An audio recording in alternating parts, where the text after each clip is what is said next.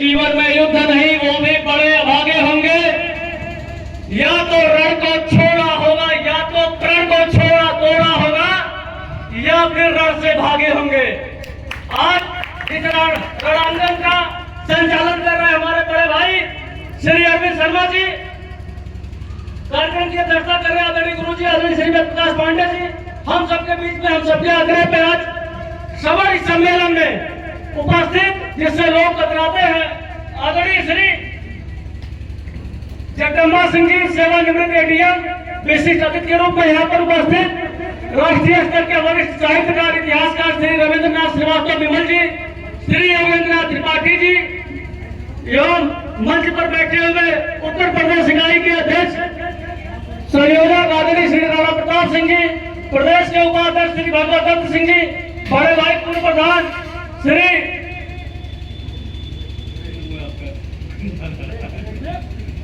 विवेक सिंह जी, और हमारे संरक्षक के रूप में यहाँ पर उपस्थित आदरणीय श्री दिनेश प्रताप सिंह जी, मंडल मऊ के अध्यक्ष राष्ट्रीय राजपूत गाड़ी सेना के, और हमारे आग्रह पर यहाँ पर पधारे आदरणीय श्री बड़े भाई श्री उपेंद्र प्रताप सिंह जी, श्री विजय प्रताप सिंह जी, श्री महेंद्र सिंह जी पप्पू जी।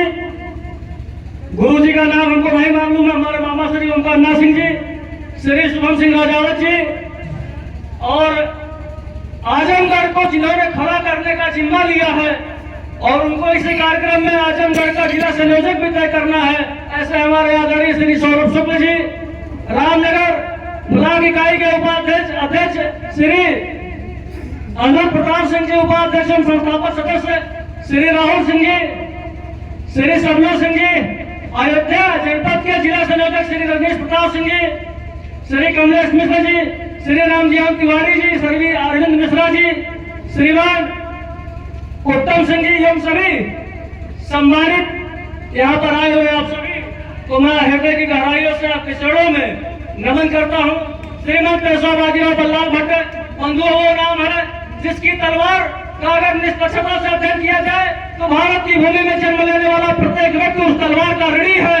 बंधुओं, श्रीमंत पेशवा बाजीराव बल्लाल भट्ट एक ऐसा व्यक्तित्व है जिसको बहुत सुनियोजित तरीके से भारत की किताबों से गायब कर दिया गया। बंधुओं, अमेरिका का जो सैनिक विद्यालय है, वहां पर पेशवा बाजीराव जी की युद्ध लड़ने की तकनीकी के बारे में पढ़ाया जाता है। कनाडा के सिलेबस में श्रीमंत पेशवा बाजीराव बल्लाल भट्ट जी को पढ़ाया जाता है। हिटलर जब युद्ध चालू किया तब श्रीमंत पेशवा बाजीराव बल्लाल जी की जो युद्ध नीति थी उसी को फॉलो करके स्टार्ट किया। लेकिन दुर्भाग्य का विषय है कि श्रीमंत पेशवा बाजीराव बल्लाल भट्ट जी को बहुत सुनियोजित तरीके से न जाने ऐसे तमाम योद्धाओं को गायब कर दिया गया इतिहासों से। बंधुओं, श्रीमंत पेशवा बाजीराव बल्लाल भट्ट जी ने बुंदेलखंड को बचाया।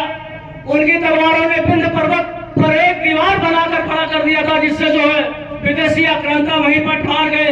ये 41 युद्धों के विजेता और स्वयं दिल्ली जैसे मुगल सल्तनत को 3 दिनों तक बंधक बनाने वाले का नाम श्रीमंत पेशवा बाजीराव बल्लाल भट्ट है। बंधुओं, रही बात, हम सब आज यहाँ श्रवण के रूप में उपस्थित हैं और यहाँ हमारे एक मित्र हैं जो अनुसूचित जाति से है, लेकिन हमने उनको आग्रह नहीं किया था। उनको लगा कि हम अपनी बात कहेंगे तो उनको बुरा लग जाएगा, लेकिन वो फिर भी अपना समझ करके इस कार्यक्रम में आए हैं। हम पूरे संगठन की तरफ से ऐसे श्रीकांत कनौजिया जी का धन्यवाद देते हैं। और सही बात यह है कि हमारी बातों को कोई सुनना नहीं चाहता। श्रवण एक सरकारी अछूत है और इसके अलावा इसका कोई दूसरी पहचान इस देश पे, इस पूरे भूखंड भारत भूखंड में नहीं है। बंधुओं, संविधान में प्रस्तावना दिया गया कि राजा के घर पैदा होने वाला बच्चा राजा नहीं होगा, लेकिन पिछड़े के घर में पैदा होने वाला बच्चा पिछड़ा होगा, दलित के घर में पैदा होने वाला बच्चा दलित होगा। यही आपके बोलिया से अकबरपुर तक 100 नाम हम गिनवा सकते हैं सवर्णों के जो आपके संविधान के राजा हैं और यहाँ पर ऑटो चला रहे हैं कि शाम तक सब्जी घर पहुंचा दें। हम लोग गाँव सम्मेलन कर रहे हैं, दरवाजा लगवाने का पैसा नहीं है, साड़ी का पर्दा डाला गया है कि घर से कोई देख ना ले। हजारों लोग महादलित कहे, उसकी कोई शब्द नहीं, उसको क्या कहे। आज सवर्णों के परिवार के लोग जी रहे हैं और ये तो आलापुर का सर्वे बता रहे हैं, अम्बेडकर नगर का, न जाने ऐसे कितने पूरे प्रदेश और देश में क्या है। लेकिन दुर्भाग्य का विषय है कि आज तक पार्लियामेंट हो चाहे असेंबली हो, एक शब्द कभी किसी ने सवर्णों पर बोला नहीं, क्योंकि वो जानते हैं कि सवर्णों पर बोलेंगे तो हमारी राजनीति खत्म हो जाएगी।